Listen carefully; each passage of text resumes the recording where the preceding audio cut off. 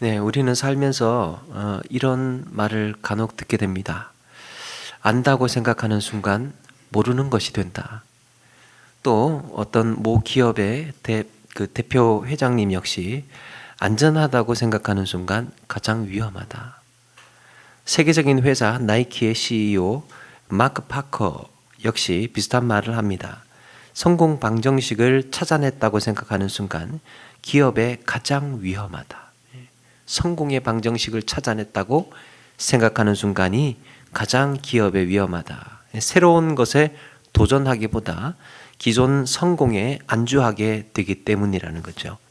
변화가 필요 없어 보일 때 변화를 이끌어내는 것이 경영자의 역할이다. 이런 얘기를 합니다.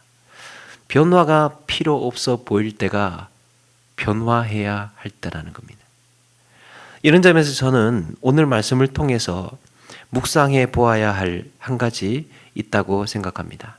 그것은 의인에 관한 것인데요. 여러분, 의인은 어떻게 되는 것일까요? 의인이 어떻게 되는 겁니까? 그리고 의인의 삶은 또 어떻게 유지가 될까? 의인이 되었다라고 해서 도장 한번 찍히고 나면 그걸로 끝나는 건가? 먼저 구약시대의 의인은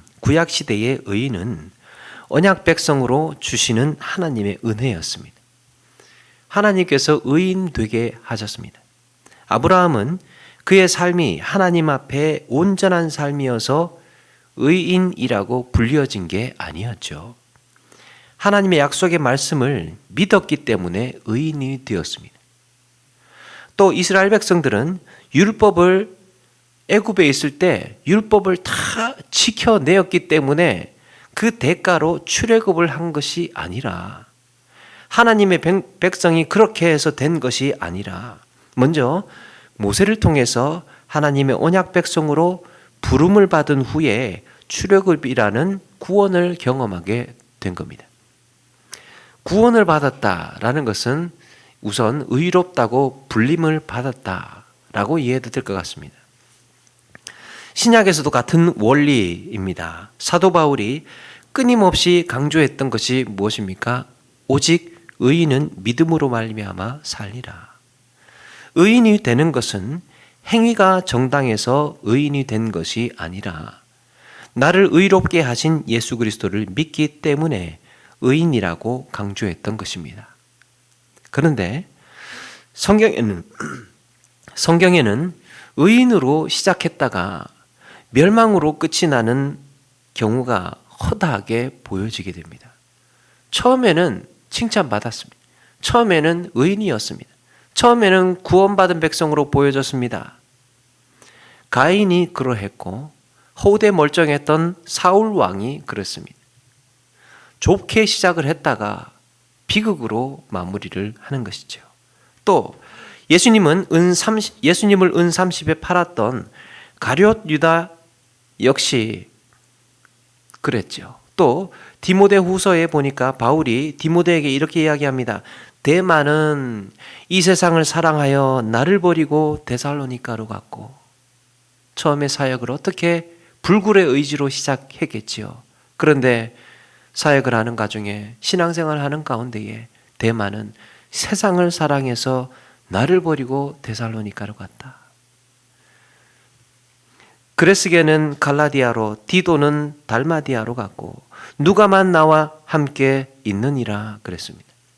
스스로 의인인 줄 알았던 수많은 사람들이 넘어지고 쓰러져 갔습니다. 대표적으로 넘어진 자들이 누구입니까? 바로 예수님 당시의 유대인들이었죠. 의인으로 시작을 했다가 비참하게 예수님을 십자가에 못 박는 비극으로 끝이 나게 되었습니다. 여러분, 그들이 왜 실패를 했을까? 그들이 왜 실패를 했을까요? 사울은 좋은 왕이라고 생각을 했습니다. 자신이 좋은 왕이라고 생각을 했습니다. 스스로 의인이라고 생각을 했기 때문이에요. 유대인들이 실패한 이유가 무엇입니까? 나는 의인이라고 생각을 했기 때문입니다. 의인이라고 생각하고 거기에 안주하는 순간 기울어지고 무너지는 것입니다. 여러분, 이것은 우리 믿음의 태도에도 마찬가지예요. 내가 예수 그리스도를 믿음으로 구원받았다고 확신하는 순간, 이것은 확신하는 것은 매우 중요한 일이지만 내가 내 믿음을 안심하는 순간, 나는 예수 믿어, 그래서 구원받아, 끝, 이렇게 안심하는 순간 그것이 위험 신호라는 겁니다. 우리의 신앙생활에서.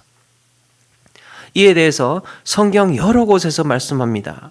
예수님께서 계속해서 우리에게 다그치는 것이 무엇입니까? 깨어 기도하라. 깨어 있으라. 깨어 있으라. 또 유명한 말씀이 있죠. 선줄로 생각하는 자 넘어질까 조심하라.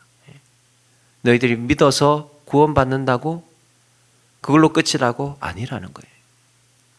또 신랑을 기다리는 슬기로운 처녀와 같이 등불에 기름을 준비하는 마음이 우리에게 필요하다라는 겁니다. 그래서 믿음의 끈을 놓치지 않기 위해서 늘 스스로를 돌아보고 반성하고 묵상하는 가운데에 자신의 믿음의 영역을 끊임없이 키워 나가야 하는 것입니다.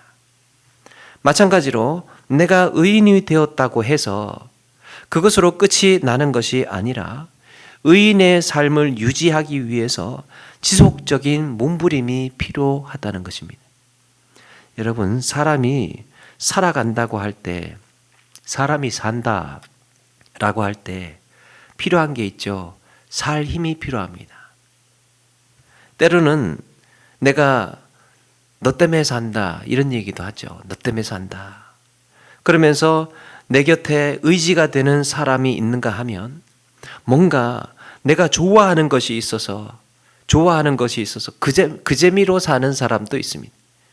그러니까 그렇게 재미있는 것은 그 사람을 살아가게 하는 동력이 되는 거예요. 또 기본적으로는 살 힘을 얻기 위해서, 힘이 있어야 사니까 살 힘을 얻기 위해서 운동을 하면서 이 몸의 힘을 기르기도 합니다. 그래야 사니까. 그런 의미에서 우리는 의인으로서의 영적인 삶에 힘을 얻어야 합니다. 의인이라고 해서 끝이 나는 것이 아니라 의인으로 살아갈 힘이 있어야 된다는 거예요. 그렇다면 어떻게 이 의인으로서의 영적인 힘을 얻게 되는가? 의인의 삶은 어떻게 유지되는 것인가? 먼저 23절에 의인의 소원은 오직 선하나 악인의 소망은 진노를 이루느니라 그랬습니다. 의인의 소원은 선하나 악인의 소망은 진노를 이루느니라. 의인이든 악인이든 사람은 누구나 바라는 게 있습니다. 그것을 오늘 말씀에서 소원이라고 합니다. 사람이 사는 것처럼 살 때 소망이 있고 또 소원이 있어야 사는 것처럼 살 수 있죠. 그리고 또 일반적인 표현으로는 욕망이라고도 합니다. 문제는 무엇을 바라는가 하는 거예요. 뭘 소망하느냐? 여기서 의인이 바라는 것은 선한 것이랍니다. 그런가 하면 악인이 바라는 것은 하나님의 진노가 임하는 것을 바란다고 합니다. 진노가 임하는 것. 제가 어릴 때 어머니께 자주 듣던 표현이 있습니다. 꼭 맞을 짓을 골라서 해. 이처럼 악인이 바라는 것은 하나님의 진노를 살 만한 일들만 한다는 거예요. 사람의 모든 말과 행동은 그 마음에서부터 일어나는 거죠. 그래서 소망은 인간 내면의 간절한 목소리예요. 내면에서 일어나는 간절한 목소리. 문제는 그 결과입니다. 사람이 성숙해질수록 생각하는 게 한 가지가 있어요. 결과를 생각을 합니다. 성숙한 사람일수록 결과를 생각해요. 내가 이 말을 했을 경우에 내가 이런 행동을 했을 때 어떤 결과를 초래할 것인가? 그 결과에 나는 책임질 수 있는가? 결과에 대한 책임질 수 있는 마음가짐, 또 준비된 자세, 이게 성숙도라고 할 수 있죠. 하나님 앞에서도 마찬가지입니다. 하나님을 의식하는 사람, 하나님 앞에서 살기를 원하는 사람은 선한 결론이 나기를 사모합니다. 하나님 앞에서의 삶에서 아름답게 끝이 나기를 사모하면서 또 그걸 바라는 거죠. 모든 일에 이렇게 아름답게 마무리되기를 원합니다. 오늘 보고 내일 안 볼 사람처럼 그렇게 그 원수지간으로 그렇게 끝날 것이 아니라 먼 훗날을 생각해서 끝까지 인간관계에 있어서도 끝까지 아름답게 끝내려고 하는 이런 태도가 우리의 이 인격이라든지 성숙을 이야기를 해주는 것입니다. 그리고 그것은 하나님이 기뻐하시는 일이고 또 하나님은 그런 선한 마음을 사용하셔서 아름다운 역사를 해나가시기도 합니다. 그런데 악인은 어떻습니까? 악인은 하나님의 뜻을 의식하지 않습니다. 알고 있다고 해도 쉽게 무시해버립니다. 왜 그랬습니까? 자기 내면의 의지, 자기의 욕망, 자기의 욕심이 더 강하기 때문이에요. 그런데 이것은 진리에 어긋나기도 하고 하나님의 창조 질서를 무너뜨리는 말과 행동이 되기도 합니다. 그래서 기다리고 있는 것은 진노뿐이라는 거예요. 내일 일은 난 몰라요. 그냥 지금 당장의 내 욕심, 지금 당장의 내 욕망, 지금 당장의 내 충동, 지금 당장의 내 의지, 이걸 관철시키고 해결하고 뒷일은 생각하지 않고 그렇게 밀어붙이고 나가는, 어떤 면에서는 세상에서는 자유인이라고 할 수도 있겠으나 또 한편으로는 뒤를 생각하지 않는, 앞만 보고 달리는 대책 없는 사람이라고도 볼 수 있겠죠. 자, 이렇게 자기 내면의 의지, 자신의 욕망, 또 자기의 욕심이 강하면 강할수록 나타나는 특징이 한 가지 있습니다. 자기의 내면의 의지, 자기의 욕망, 자기의 욕심이 강하면 강할수록 나타나는 특징이 한 가지가 있는데요. 그게 바로 하나님에 대한 간절함의 상실입니다. 언제 한번 말씀드렸죠. 한 성도님을 만나서 이런저런 이야기를 나누다가 자연스럽게 이제 기도 제목을 묻게 됐습니다. 근데 그런 말을 합니다. 남편은 어떻게 지내십니까? 남편 회사 잘 다니고 있어요. 돈 잘 벌어와요. 가족 중에 아픈 사람은 없고 애들도 똑똑해서 똘똘해서 공부도 잘하고, 그래서 이야기인 즉슨 그거예요. 하나 부족한 것 없고 아쉬울 것 없다는 거예요. 기도 제목을 물어보기가 민망할 정도로 하나도 아쉬울 것이 없네. 그래서 뭐 딱히 기도 제목 없다고 하는 거예요. 결론은. 누가, 여러분, 근데 참 그렇죠. 누가 이런 경우에 죄인이라고 이야기할 수 있겠습니까? 누가 이런 경우에 정죄할 수 있겠습니까? 아니, 없어서 없다고 하는데 뭐라고 하겠습니까? 그런데 한 가지 아쉬운 점이 있었습니다. 그게 간절함의 상실이에요. 하나님을 찾을 이유가 없는, 하나님을 향한 어떤 교감과 영적인 예민함, 경건의 능력, 믿음의 역동성이 느껴지지 않았습니다. 하나님과 뭔가 상호작용해서 하나님의 이 다가오는 메시지를 의식하고 성령의 민감한 태도와 자세와 이런 겸허함과 깨어있는 뭔가 영적인 이런 갈급함이 느껴지지가 않았습니다. 그냥 편안하게 느껴지는, 하나님에 대한 아쉬움도 없는. 여러분, 내 삶에 아쉬울 게 없다고 생각하는 순간, 내 삶에 아쉬울 게 없다고 생각하는 순간, 그것은 매우 위험한 영적인 신호가 될 수 있습니다. 간절함이 사라지면 그 다음 수순은 믿음의 회의가 오게 됩니다. 나는 왜 하나님을 믿고 있지? 나 왜 교회 다니고 있는 거야? 나는 왜 예배 참석하고 있어? 왜 헌금하고 있지 내가? 믿음의 회의가 오게 된다는 거예요. 그것 없이도 충분히 살아왔고 살 수 있을 것 같고 내가 의인이었다고 기억만 하고 의인의 능력은 없는 삶을 살게 되는 것입니다.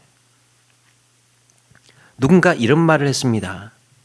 믿음이 간절함과 만날 때 역사가 이루어집니다.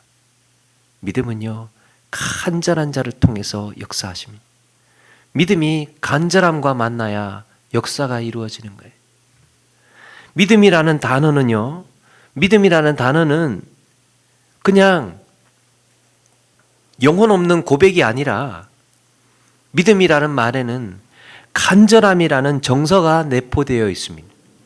간절함이라는 마음이 거기에 스며들어 있습니다. 믿음은 뭐라고 합니까? 믿음은 바라는 것들의 실상이라고 했어요. 믿음은 바라는 것들의 실상.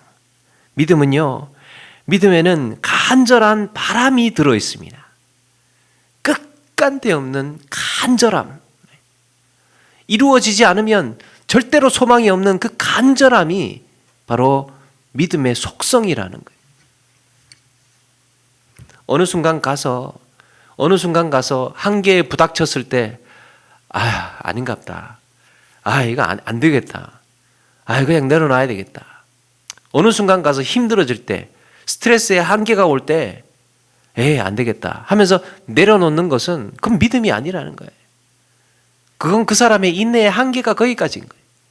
그런데 여러분, 믿음은 끝간데 없는 간절함이에요. 하나님이 안 이루어 주시면 안 되는, 하나님이 나를 안 살려주시면 안 되는 이런 간절함이 들어가 있습니다. 믿음의 중요한 속성, 간절함. 여러분, 우리에게 이런 간절함을 상실하는 순간, 우리에게 이런 간절함이 잃어버려지는 순간 무미건조한 신앙생활을 하게 되고요. 나중에 결국에는 회의가 오고 내가 왜 이렇게 교회를 다니고 예수 믿는지에 대한 의문이 생기기 시작을 합니다. 그래서 오늘 말씀 28절에 선을 간절히 구하는 자는 은총을 얻으려니와 그랬습니다. 선을 간절히 구하는 자는 은총을 얻으려니와. 여러분, 은혜는 간절히 구하는 자에게 주시는 줄로 믿습니다. 간절히 구하는 자에게 은혜를 주셔요. 주시면 좋고 안 주시면 말고, 주시면 감사하고 안 주셔도 그만이고, 저라도 안 주고 싶어요. 한 여우가 토끼를 쫓고 있었다고 하죠. 그런데 힘도 세고 속도가 빨랐던 그 여우는 토끼를 잡을 수 없었다고 합니다. 왜 그럴까요? 여우는 한 끼 식사를 위해서 뛰었는데 토끼는 살기 위해서 뛰었기 때문에, 이거 잡히면 죽기 때문에 뛰었기 때문입니다. 여러분, 우리의 믿음도 그렇습니다. 우리는 이거 놓치면 죽습니다. 믿음 놓치면 죽어요. 그게 우리의 신앙의 고백 아닙니까? 믿음을 놓치지 않기 위해서, 그 간절함을 붙들기 위해서 우리는 사력을 다해야 하는 것입니다. 여우가 토끼를 잡지 못하고 토끼는 그래서 생명을 건질 수가 있었습니다. 차이가 무엇입니까? 여우와 토끼의 차이, 바로 간절함에 있습니다. 인생을 승리하려면 세 가지 필요하다고 하죠. 세 가지의 실이 필요하다고 합니다. 인생에서 승리하려고 하면 하나는 진실이고, 하나는 성실이고, 또 하나는 절실이랍니다. 절실함. 베토벤은 어릴 적부터 천재적인 재능과 노력으로 명성을 얻었습니다.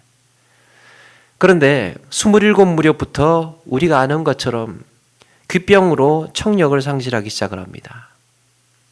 깊은 절망 속에 급기야 죽을 결심까지 했습니다. 그런데 베토벤의 위대한 작품은요, 그때부터 꽃피기 시작을 합니다. 교향곡 3번 영웅, 교향곡 5번 운명, 피아노 협주곡 5번 황제, 역사의 길이 남을 이 대작으로 평가받는 그 곡들은 대부분 청력이 무너졌을 때 이후에 탄생했던 것들이에요. 간절함은 초인적인 능력을 발휘합니다. 특히 불후의 명곡으로 꼽히는 교향곡 9번 합창은 청력이 완전히 소멸된 이후에 작곡을 했습니다. 음악에 대한 그의 눈물겨운 간절함이 만들어낸 승리입니다. 역사는 바로 이런 간절함이 있을 때 일어나게 되는 거예요. 세상에 안 믿는 사람들도요, 성공하기 위해서 간절히 무언가를 바라고 온 힘을 다해서, 죽을 힘을 다해서 자기가 가지고 있는 꿈을 향해서 달려갑니다. 간절함. 그런데 영원한 생명을 얻으려고 하는, 영원한 생명을 얻은 우리의 삶에 이런 간절함을 잃어버린다면 그들보다 나은 것이 뭐가 있겠습니까? 맹인이었던 바디메오는 길가에 앉아 있다가 예수님이 지나가는 소식을 듣고 소리를 지르죠. 다윗의 자손 예수여, 나를 불쌍히 여기소서. 사람들이 조용하라고 야단을 칩니다. 시끄럽다면서. 아니, 어디 예수님 지나가시는데 거기 맹인 주제에 함부로 예수님 이름 부르냐고 그렇게 호통치고 야단을 쳤을 겁니다. 그래서 보통 맹인들 같으면 그냥 물러서서 조용히 그냥 지나가시는 예수님 그냥 보내드렸을 텐데, 이 바디메오는 이번에 예수님 지나가시면 다시는 기회가 없다고 생각을 했습니다. 체면이고 자기 상태고 맹인이고 뭐고 할 것 없이 이번에 예수님 놓치면 끝이라고 생각을 했습니다. 그래서 더 크게 주님을 불렀던 거예요. 여러분, 그게 간절함입니다. 12의 혈류증으로 고생하던 여인은 감히 예수님께 가까이 갈 수가 없었습니다. 자신의 부정함이 탄로 나면 사람들에게 조롱을 당하고 쫓겨나게 되기 뻔했기 때문이에요. 얼마나 사람들이 많았습니까?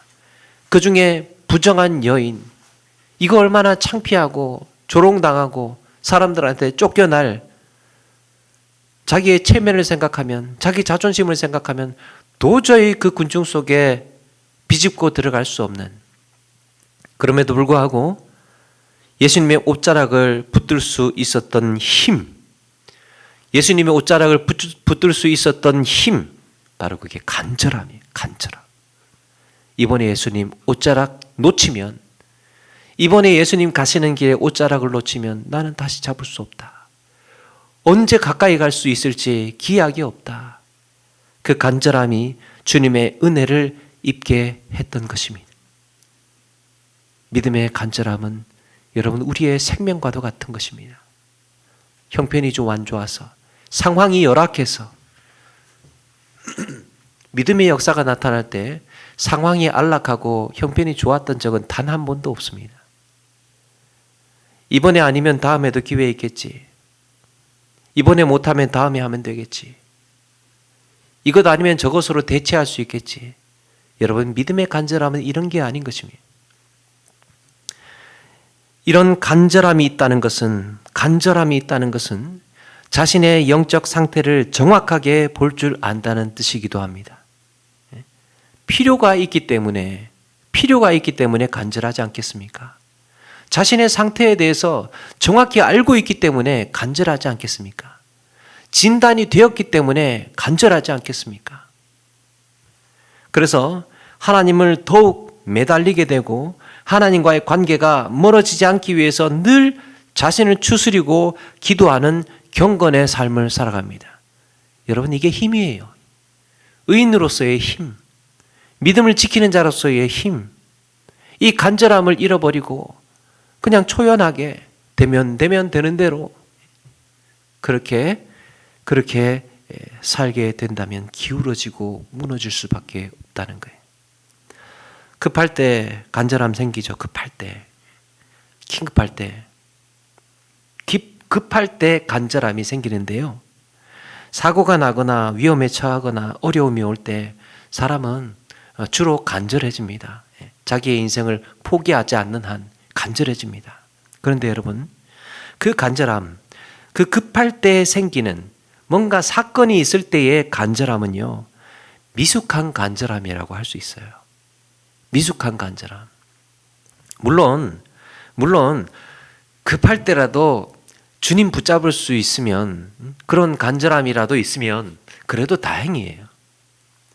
그렇게라도 주님 붙드는 거 참 기특하고 아름다운 일입니다. 문제는 그런 간절함은요, 미숙한 간절함은 급한 일이 떠나가면 종종 사라지곤 한다는 거예요. 갈급할 때, 어려울 때, 힘들 때, 위험할 때 그렇게 간절하게 하나님께 붙들었으면 그게 지나가고 나면 종종 이런 간절함은 식고 떠나가고 만다는 거예요. 그런데 성숙한 간절함이 있습니다. 성숙한 간절함은 극단적으로 말하면 내 인생에 가장 호황을 누리고 있을 때, 내 인생에서 가장 호황을 누리고 있을 때, 하는 일도 잘 풀리고 어려움 정말 하나도 없고, 시련이나 기도 제목을 정말 내가 기도 제목이 뭐지 이렇게 사흘 밤낮 동안 고민해서 연구해야 하나 찾을까 말까 한 바로 그때 하나님 앞에 무릎 꿇을 수 있는 간절함, 그게 바로 욥과 같은 의로움이고 다니엘과 같은 믿음이에요. 페르시아에서, 세상에서 출세했습니다. 자기의 신분도 높아요. 그냥 이대로만 살면 자기 출세길이고 그냥 탄탄대로로 그냥 흘러갈 수 있습니다. 좋은 집에서 좋은 대우 받으면서 아쉬울 것 하나도 없이 살아갈 수 있는 그런 신분의 다니엘이었습니다. 그런데 하나님께 기도한다는 것, 하나님께 기도할 때 들키면 자기 신분이고 뭐고 다 한순간에 날아간다는 것을 알면서도 하루에 3번씩 예루살렘을 향하여서 창문을 열고 기도하였습니다. 이게 성숙한 간절함입니다. 기도의 제목이 없어 보일 때, 모든 것이 호황을 누리고 있을 때, 일도 잘 풀릴 때, 어려움 하나도 없을 때, 갈급함이 없을 때, 하나님, 내 인생에서 무엇이 문제입니까? 하나님, 이를 통해서 나에게 시간을 허락하셨는데 나는 무엇을 해야 합니까? 나를 통하여서 지금 말씀하시는 것이 무엇입니까? 어쩌면 놓치고 있는 것이 무엇입니까? 그게 욥 아닙니까? 욥. 이런 아무 일 없을 때에, 호황을 누리고 있을 때의 간절함이 성숙한 간절함입니다. 우리에게 이런 것이 필요하다는 거예요. 이 간절함이 여러분 바로 의인의 삶을 유지시켜주는 힘이라는 겁니다. 내 이름의 명찰, 나는 의인, 이것으로 끝나는 것이 아니라 끊임없이 자기를 추궁하고 자기의 믿음에 대해서 물음표를 던져보고, 내 신앙의 삶은 이대로 괜찮은가? 나의 예배의 삶은 이대로 가도 좋은가? 나는 좀 더 긴장해야 하고 내가 뭔가 준비해야 할 것은 없는가? 하나님께서 나에게 시키시는 일이 있는데 내가 그걸 놓치고 지금 내 안락한 삶에, 지금 내 여유로운 환경에 나를 내버려 두고 은근히 그것을 즐기고 있는 것은 아닌가? 물어보아야 된다는 거죠. 또 하나는 우리의 의인의 삶을 유지시켜 주는 힘, 또 하나는 이타성의 원리입니다. 이타성은 자기의 이익보다 타인의 이익을 더 생각하는 성질이죠. 자기의 이익보다 타인의 이익을 더 생각하는 성질. 의인의 힘을 어떻게 유지가 되는가라고 했을 때, 여러분, 이 의롭다라고 할 때는요, 이미 이타적인 뉘앙스가 포함되어 있습니다. 의롭다라고 할 때는 이타적인 속성이 포함되어 있어요. 자기 이익만 추구하고 자기 욕심을 채우고 또 이기적인 생각을 하고 교만한 마음을 가질 때 우리는 그런 사람을 의롭다고 하지 않죠. 의인이라고 말하지 않습니다. 오늘 말씀 24절에 보니까요. 24절에 흩어 구제하여도 더욱 부하게 되는 일이 있나니, 흩어 구제하여도 더욱 부하게 되는 일이 있나니라고 했습니다. 흩어 구제한다라는 말은요, 아낌없이 나누어 준다는 얘기예요. 아낌없이 나누어 준다. 이렇게 아낌없이 나누어 주면 오히려 더욱 부하게 되는 일이 있다고 합니다. 참 역설적이죠. 흩어서 나누어 주면, 다 흩어가지고 나누어 주면 상식적으로는 가난하게 되어야 될 텐데, 아니 어떻게 아낌없이 퍼주는데, 나누어 주는데 내 소유는 더욱 증가하고 더해지는가? 흩어 구제한다는 말, 흩어 구제한다는 말은 이렇게 아낌없이 나누어 준다라는 뜻인데, 이렇게 아낌없이 나누어 주면 오히려 더욱 부하게 되는 일이 있다고 합니다. 여러분, 이것은 우리의 재물을 축적하는 장소가, 우리의 재물을 축적하는 장소가 어디인지 아는 사람만이 할 수 있는 일이죠. 이 땅에 기둥을 세우고 창고를 만들고 자물쇠를 채워서 관리하는 재물은, 그렇게 관리하는 재물은 자기가 소유하고 자기가 관리하는 것입니다. 그런데 내게 주어진 소유의 원주인이 하나님이라는 것을 믿고 나는 그저 하나님이 주신 소유물을 관리하는 자라고 생각하는 사람은 이 땅의 창고에, 보물 창고에 의존하지 않습니다. 물론 이 땅에 보물 창고가 있기는 하겠으나 거기에 전적으로 자기를 내맡기지 않는다는 거예요. 재물의 적립 방식이 다릅니다. 내 것이라고 생각해서 이 땅의 창고에, 보물 창고에 적립할 것인가? 세상의 상식으로는 아끼고 아껴서 내 보물, 내 창고에, 그 땅에다가 짓고 내가 직접 적립을 하는데, 하나님이 주인이라고 생각하는 사람은요, 구제하고 돕고 나누는 가운데에 그것이 하늘에 적립되는 줄을 아는 사람이에요. 그래서 이것을 이름 짓자면 간접 적립 방식입니다. 간접 적립 방식. 타인에게 나눔으로 인해서 하늘에 내 보화를 적립하는 것.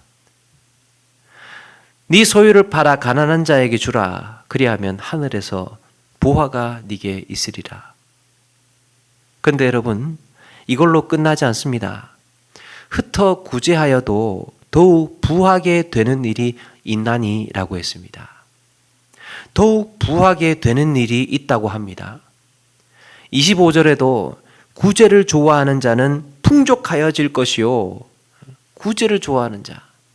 남을 윤택하게 하는 자는 자기도 윤택하여지리라. 아니, 보화를 하늘에 쌓아 놓는 것으로 끝나는 줄 알았는데 흩어서 나누어 주고 구제하고 다 했는데, 그렇게 다 나누어 줬는데 어떻게 또 부요함이 이렇게 선순환되어서 내게 다시 주어지는 것일까? 타인을 구제하는 것과 내가 풍족해지는 일에 있어서 인과관계는 어떻게 성립이 되는 걸까? 이것은 미스테리한 일입니다. 그런데 성경을 종합적으로 보려는 태도에서 가만히 생각을 해보면 답은 하나라고 생각을 합니다. 여러분, 하나님은 물이 흐르는 곳으로 흘려보냅니다. 고여서 썩고 냄새나는 곳에 의미 있는 풍요함을 주시지 않고 들판을 적시고 논을 적시고 많은 나무들과 생물들에게 이런 갈증을 해결하는 자들에게 그들을 통해서 일하시지 않겠습니까? 잘 흘려보내는 그들을 통해서 하나님께서는 일하시지 않겠습니까? 이 친구에게 주면 흘려보낼 것이고 이 친구에게 주면 그냥 고여서 썩어버릴 텐데 하나님이라면 누구에게 주시겠습니까? 무릇 있는 자는 받아 풍족하게 되고 없는 자는 그 있는 것까지 빼앗기리라. 물론 구제하지 않고 나눠주지 않고 어마어마한 부를 챙기고 사는 사람들도 세상에 많죠. 더욱이 구제하고 나누지는 못할 망정 없는 사람들까지, 오히려 없는 사람들 것까지 다 빼앗는 부자들도 허다하죠. 오죽하면 이런 속담까지 나오겠습니까? 있는 분들이 더하다. 그렇다고 해서 그게 하나님이 주신 복이라고 생각하기는 어렵습니다. 그렇게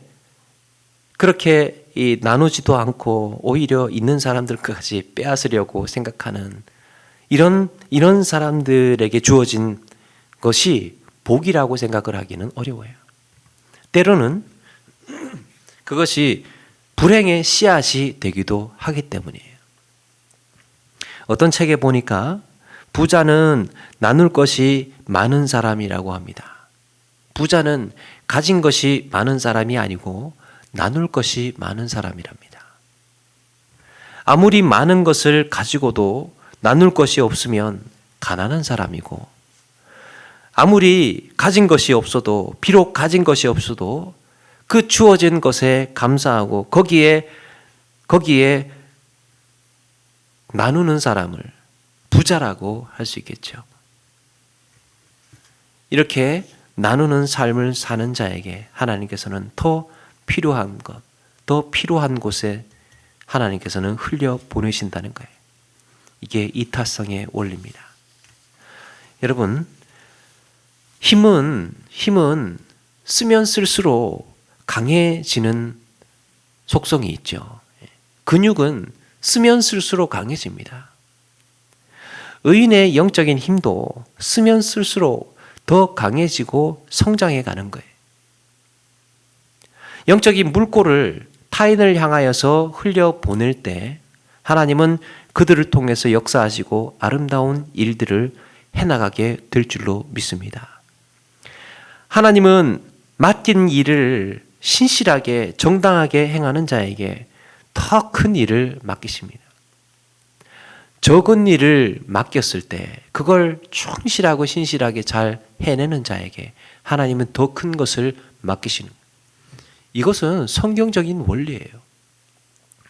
적은 재물이 주어졌을 때 그 쓰는 것을 보시고, 적은 시간 빠듯하게 주어졌을 때 그 시간, 빠듯한 시간 쓰는 것을 보시고, 적은 능력이 주어졌을 때 그 능력의 사용처를 보시고 하나님은 더 큰 것을 맡기신다고 하였습니다. 하나님은 주님께서 우리에게 주신 약속이 그거예요. 그런데 우리는 생각을 하죠. 어쩌면 한 달란트 받은 사람처럼 뭐 이것밖에 안 줘. 이걸 가지고 뭘 해, 이것 가지고. 이 시간 가지고 뭘 한단 말이야. 이 적은 능력으로 내 힘으로 뭘 하겠어. 이렇게 생각할 것이 아니라 주어진 것에 최선을 다하고 하나님 앞에 신실하게 쓰임을 받으려는 몸부림이 필요하다는 겁니다. 사랑하는 여러분, 우리에게 주어진 것이 큰 것이든 적은 것이든 혹은 많은 것이든 빈약한 것이든 거기에 선을 행하기를 사모하면서 위로하고 나누는 청지기의 삶을 살아가는 저와 여러분 되기를 바랍니다. 말씀을 마칩니다. 사랑하는 여러분, 우리는 오늘의 말씀을 통해서 스스로에게 물어봐야 합니다. 나는 믿는 자라고만 생각을 하고 의인이라고 부름을 받았다고 이렇게만 생각했지. 이 믿음과 의인의 신분을 유지하기 위해서 나는 얼마나 간절했던가. 또 재물과 시간과 능력이 이타성의 원리로 흐른다는 것을 알면서도 나에게 주어지는 이 모든 것을 나로 향하게 하여서 나로 향하여 물꼬를 틀고 그렇게 살아가고 있었던 것은 아닌가. 하늘의 보화를 쌓지 않고 땅의 것에 더 관심을 갖고 있었던 것은 아닌가 돌아보게 합니다. 하나님, 의인이라는 놀라운 은혜와 이름을 주셨는데 의인이라는 이런 이름만 갖고 살아갈 것이 아니라 보다 힘있고 능력있고 영향력이 있는 그리스도인의 삶이 되기를 원합니다. 믿음의 일꾼으로 부르셨으니 능력 있는 일꾼으로 살게 해주시고, 의인으로 이 땅에 부르셨으니 능력 있는 의인의 삶을 살기를 원합니다. 무엇이 중요한지 알게 하여 주시고, 넉넉하게 평온하고 안정적일 때 하나님 더욱 우리가 깨어 긴장하고 기도하고 그 간절함에 성숙한 간절함을 놓치지 않게 해달라고 그렇게 다짐하며 살아가시는 저와 여러분 되기를 주의 이름으로 축원합니다.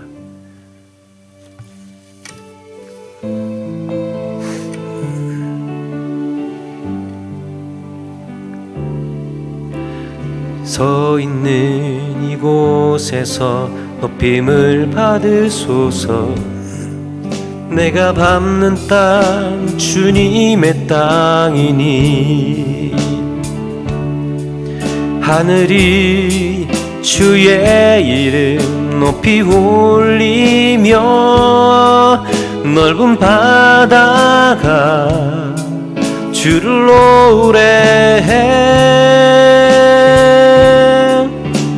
모든 만물 주를 경배해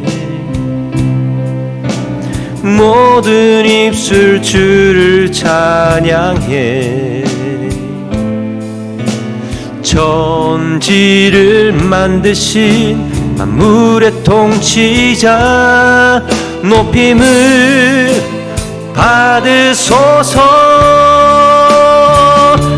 평생에 주의 이름 높이며 어느 곳에 서든지 주님을 예배하리라. 내가 닿는 모든 땅 아버지의 영광이 선포돼야 하리. 찬양하며 주님을 예배할 때 하늘 가득한 주의 영광 보리라. 나를 통하여 나의 입술을 인하여 주의 이름 높임을 받으소서. 나를 통하여 나의 입술을 인하여 주의 이름 높임을 받으소서. 네, 우리 오늘 말씀 기억하면서 잠시 한번 기도하며 나가기를 원합니다. 하나님, 우리에게 이런 믿음의 간절함을 더하여 주시고 우리에게 지금 필요한 것이 무엇인지를 알게 하시며 이 땅 가운데에 이타적인 원리를 잊지 않고 주님께서 하셨던 것처럼 그렇게 닮아서 살아가기를 원합니다. 하나님, 우리에게 이런 놀라운 은혜를 더하여 주셔서 아름다운 믿음의 생애와 삶을 감당할 수 있도록 인도하여 주옵소서. 우리 말씀 기억하면서 잠시 한번 기도하며 나가겠습니다. 같이 한번 기도하겠습니다.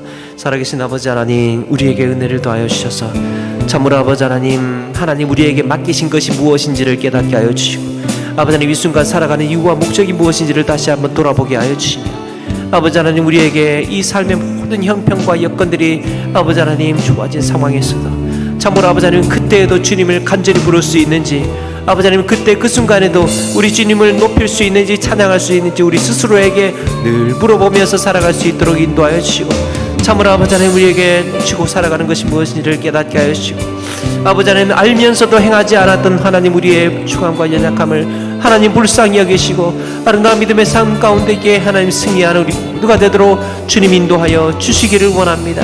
하나님, 우리에게 은혜를 더하여 주셔서 아버지 하나님 매 순간마다 주님을 사모하며 주님을 바라볼 줄 아는 은혜의 삶을 살아갈 수 있도록 주님 역사하여 주시옵소서.